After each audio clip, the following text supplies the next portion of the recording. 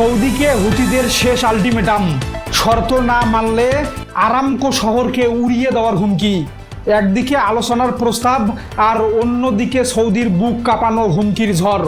মোহাম্মদ বিন সালমানকে হুতিরা আজ সাফ সাফ জানিয়ে দিল, লোহিত সাগরে সৌদির তেল চুরির দিন আর নেই, অনেক আগেই তা শেষ হয়ে গেছে।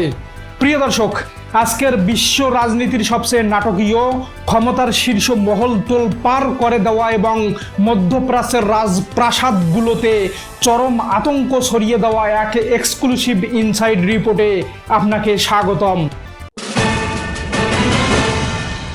2026 সালের আজকের এই উত্তাল দিনে লোহিত সাগর ও মধ্যপ্রাচ্যের ক্ষমতার সমীকরণ এক ভয়াবহ মোড় নিয়েছে।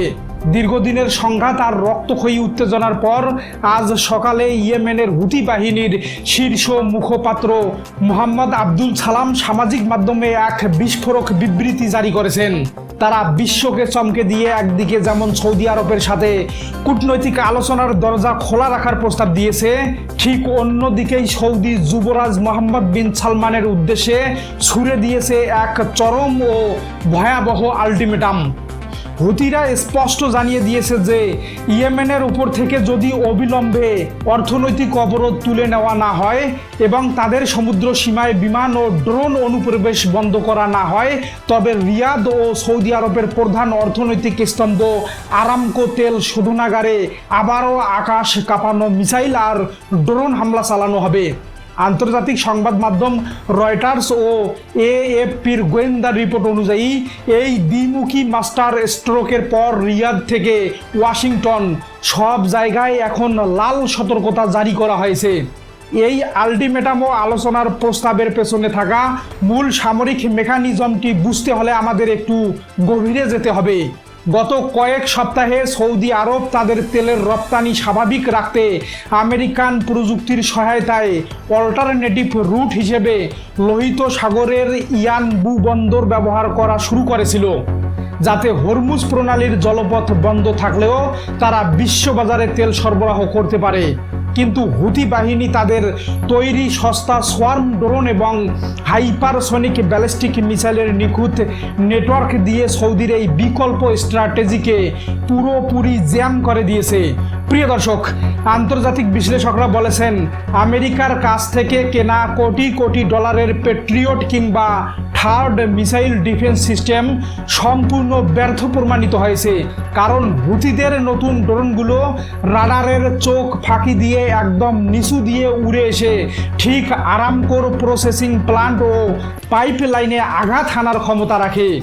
সৌদির একটি দামি ইন্টারসেপ্টর মিসাইল ছুড়তে যেখানে খরচ হয় 30 থেকে 40 লাখ ডলার, সেখানে হুতিরা মাত্র কয়েক হাজার ডলারের সস্তা ড্রোন উড়িয়ে সৌদির কোটি কোটি ডলারের এয়ার ডিফেন্স পেট্রিয়টকে স্রেফ খেলনার মতো বোকা বানিয়ে তাদের তেল অর্থনীতি একেবারেই পঙ্গু করে দিচ্ছে। সামরিকভাবে চরম ব্যাকফুটে চলে যাওয়ার কারণে সৌদি আরবের শাসক গোষ্ঠী এখন ওমানের মধ্যস্থতায় হুতিদের সাথে গোপনে ব্যাকডোর কূটনীতি চালানোর পথ খুঁজছে।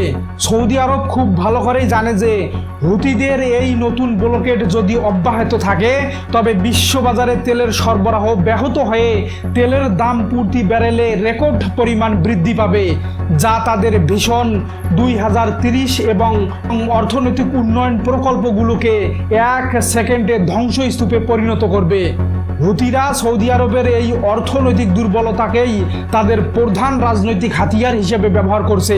তারা পরিষ্কার শর্ত দিয়েছে, যদি ইয়েমেনের ব্যাংকিং চ্যানেল, হুদাইদা বন্দর এবং সানা বিমানবন্দরের ওপর থেকে রিয়াদের নিষেধাজ্ঞা না তোলা হয়, তবে কেবল আরামকোর তেল ক্ষেত্রই নয়, বরং লোহিত সাগরে সৌদি ও তাদের মিত্রদের যে কোনো আন্তর্জাতিক বাণিজ্যিক জাহাজকে সমুদ্রের বুকেই গুড়িয়ে দেওয়া হবে।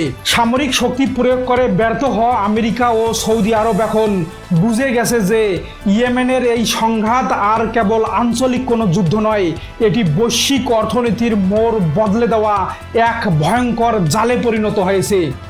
প্রিয় দর্শক, সামগ্রিক ভূ রাজনৈতিক পরিস্থিতি, জ্বালানি নিরাপত্তা এবং পারস্য উপসাগরের এই ঐতিহাসিক দ্বন্দ্বকে যদি আমরা গভীরভাবে পর্যবেক্ষণ করি, তবে পানির মতো পরিষ্কার হয়ে যায় যে 2026 সালের আগস্টে এসে মধ্যপ্রাচ্যের আসল সামরিক নিয়ন্ত্রণ ও তেলের রাজনীতির মূল চাবিকাঠি এখন আর ওয়াশিংটন বা সৌদি আরবের হাতে নেই। পশ্চিমা সুপার পাওয়ারের চোখ রাঙ্গানিকে সম্পূর্ণ বুড়ো আঙ্গুল দেখিয়ে ইয়েমেনের হুথি বাহিনী আজ প্রমাণ করে দিয়েছে যে ক্ষমতার দম্ভ নয়, বরং নিখুঁত কৌশল ও চতুর সামরিক শখ দিয়ে যে কোনো পরাশক্তিকে হাঁটু গেড়ে বসাতে পারা যায়। রিয়াদের রাজপ্রাসাদ আজ যে কঠিন ধর্ম সংকটে পড়েছে, সেখান থেকে বের হতে হলে তাদের হয় ইয়েমেনের সমস্ত শর্ত মেনে নিতে হবে, আর না হয় আরামকোর মতো ধ্বংসস্তূপ দেখতে হবে। আজকের এই চোখ খুলে দেওয়া সত্য ইনসাইড রিপোর্টটি দেখার পর আমাদের সম্মানিত দর্শক বৃন্দদের কাছে আমাদের সবচেয়ে বড় প্রশ্ন হলো, হুথিদের এই ভয়ঙ্কর আলটিমেটামের পর সৌদি যুবরাজ মোহাম্মদ বিন সালমান কি বাধ্য হয়ে সংঘাত থামিয়ে রাজনৈতিক সমঝোতায় আসবেন, নাকি তেলের এই নোংরা রাজনীতির কারণে পুরো মধ্যপ্রাচ্য এক মহাযুদ্ধে ছারখার হয়ে যাবে? আপনাদের প্রজ্ঞাপূর্ণ মতামত অবশ্যই জানিয়ে দেবেন কমেন্ট করে, এবং বিশ্ব রাজনীতির সঠিক ইনসাইট খবর সবার আগে পেতে আমাদের সাথেই থাকবেন।